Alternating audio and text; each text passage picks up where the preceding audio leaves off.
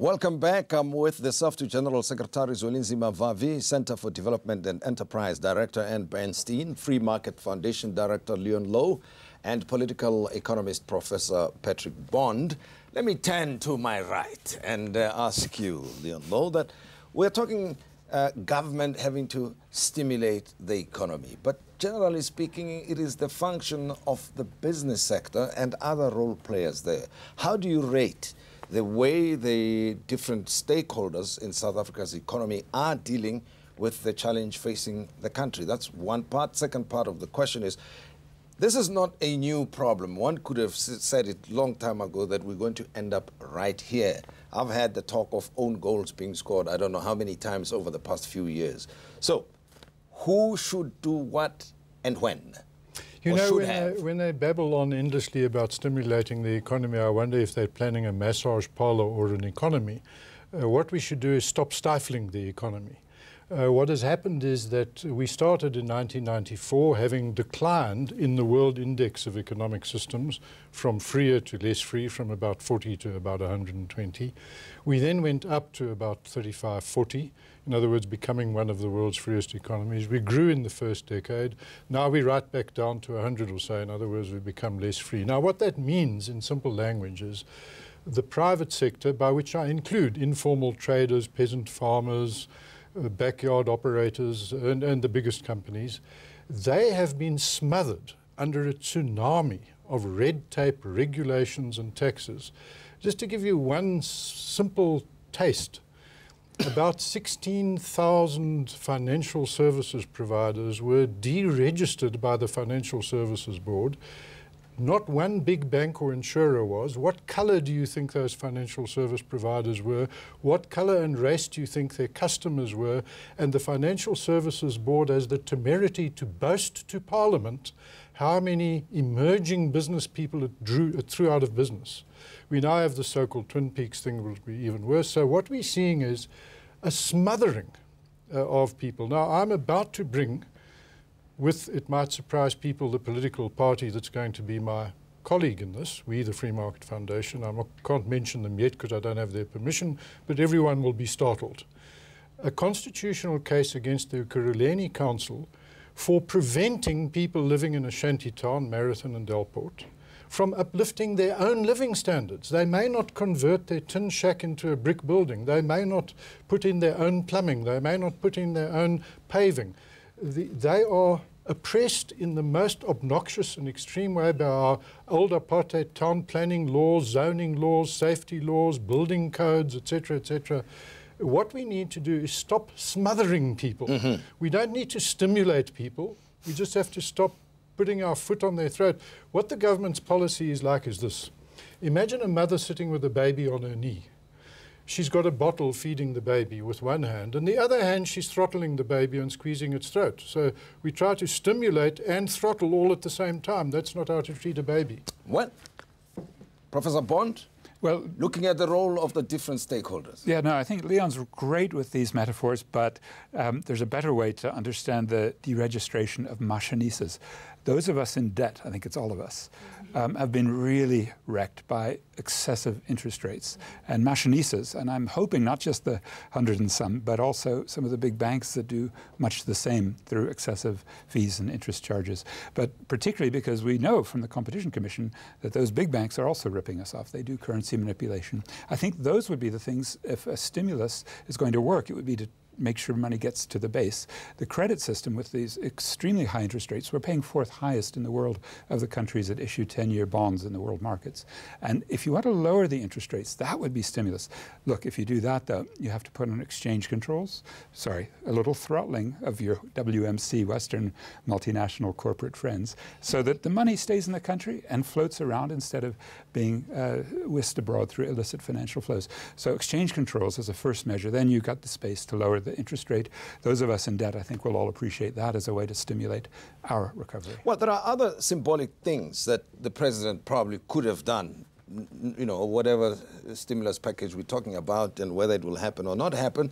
He didn't say anything about the government, the size of the cabinet or the public sector itself. which, there was talk of retrenchments within the public sector. Then he looked over his shoulder and had you, Mr. Vavi, and your colleagues at COSATU and elsewhere say, you don't touch our jobs. Well, what should he do symbolically in that space? I have come to believe, Tim, that one of now structural,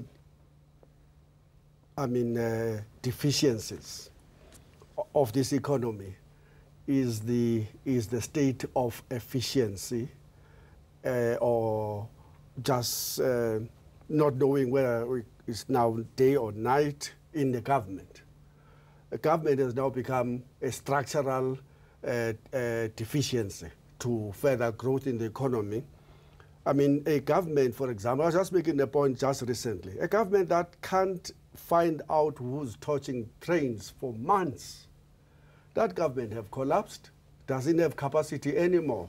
A government with 68 cabinet ministers, 5 economic ministers to drive whatever program. And the left doesn't know what is the right doing, often in competition with one another. The small business people who want to open businesses don't even know who should service them. That government is inefficient. And one day I hope that we will have a leader who will say the first thing that we must do in this country is to build an efficient, capable state that can lead all forces of society into a particular direction. And the president didn't deal with that. And you understand why you can't confront that elephant in the room. It touches what he inherited from the Zuma administration, the enlarged cabinet ministers, which was basically a network of patronage system that existed. He touches that.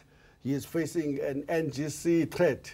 We will call an NGC and we will have you recall. Well, and I suppose, a South African without a job or whoever is running a South African running a business that's struggling and cannot access capital, he looks at all of this and says, but who cares about the economy, the well-being of the ordinary South African? If, as important as they are political considerations, if they supersede... Look at the crime statistics, yeah.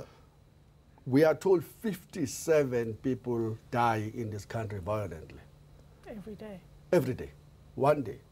And the police goes to Parliament and say, we only arrest about 40% at any given moment of people committing crime.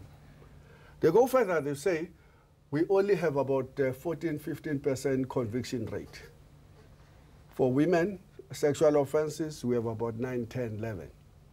That state doesn't function. In my view, it has collapsed. Yeah. And to me, that's the crux of the issue. You need, even my ideological opponent will agree with me that in any development country, a state must drive that development. Interestingly, in South Africa, how many people are in the security industry are employed there? 2 million or thereabouts? It's increasing.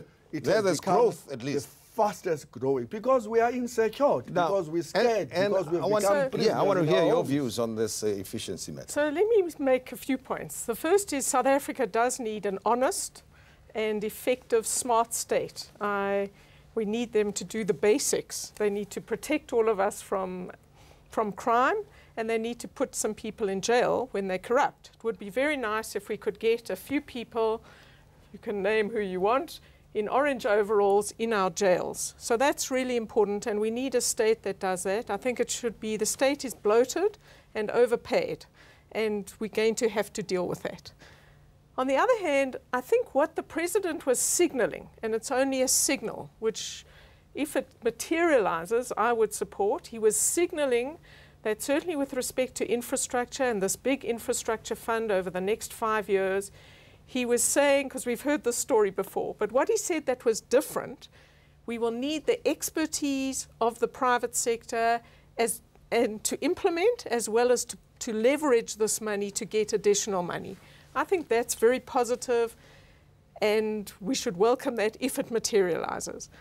The problem is we're caught at the moment. We have a president who I think wants to be a reformer, and he's caught between two parallel universes. The world I would call ANC populism, which is full of fiscal incontinence, fee-free tertiary education, an uncosted national health sort of plan and initiative, which I'm not opposed to improving national health for everyone, but you have to have a serious plan that makes sense. And then, of course, the issue we haven't raised, which the stimulus package didn't deal with, which is we're not going to have any stimulus unless we sort out property rights. So I'm in favor of accelerating land reform. And this has been very badly implemented by the government, but it has absolutely nothing to do with constitutional impediments. It has to do with a very weak state that has been corrupt and that has handled this very, very badly. We will continue the conversation. We are discussing the South African economy. It's in recession. We are all concerned. But we should be concerned beyond the recession because the unemployment rate has been high for a very, very long time. And of course, the question of land reform, for instance. And there's a point I want to raise about land reform, which involves small farmers who one moment are given farms, next moment those farms get taken away. I'm sure they're very, very confused. Please note one thing. The discussion around the economy is not just for policymakers or panelists such as I'm having here. It should be your concern as well. So we'd like to hear your views, your thoughts, and share those with us on social media, #The Modise Network. Our conversation will continue in a moment.